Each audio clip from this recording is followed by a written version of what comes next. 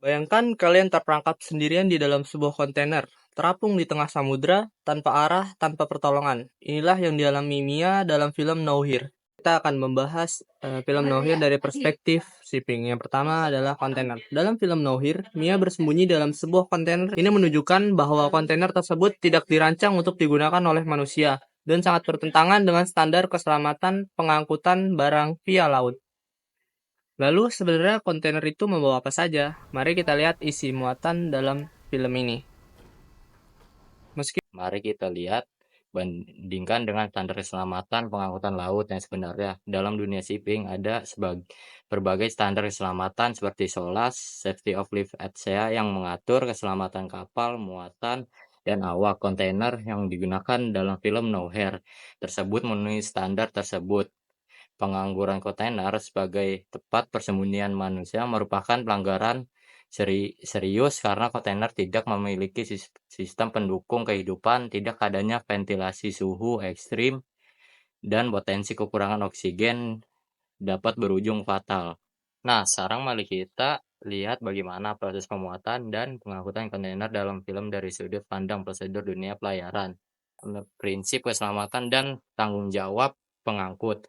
Lalu, bagaimana kaitannya ini dengan praktik penyeludupan manusia, human trafficking dalam dunia pelayaran? Yuk kita bahas selanjutnya. Merupakan kejahatan internasional yang melibatkan banyak pihak, mulai dari agen ilegal, awak kapal yang korup. Secara hukum, hal ini melanggar Konvensi Internasional tentang Keselamatan Maritim dan Perlindungan Hak Asasi Manusia.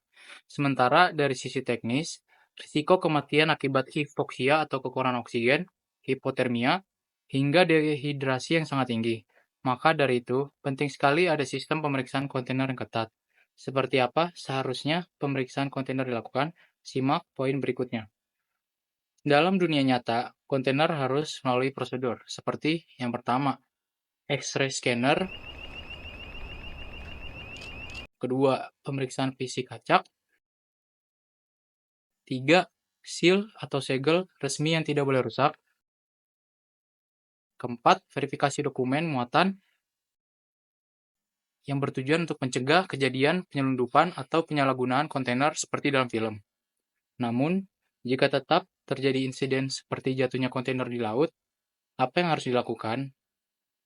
Jika kontainer jatuh ke laut, harus dilakukan. Yang pertama, pelaporan ke otoritas pelabuhan dan Coast Guard. Yang kedua, pelacakan koordinat GPS terakhir. Yang tiga, pencarian dan penyelamatan oleh tim SAR laut. Dan yang keempat, ada investigasi atas muatan dan asal kontainer. Dalam film, dari semua peristiwa ini, apa pelajaran paling penting yang bisa kita ambil? Yang paling utama adalah pentingnya tanggung jawab dan keselamatan dalam dunia pelayaran. Maka dari itu, penting sekali adanya peran otoritas pelabuhan dan bea cukai. Apa saja tugas mereka?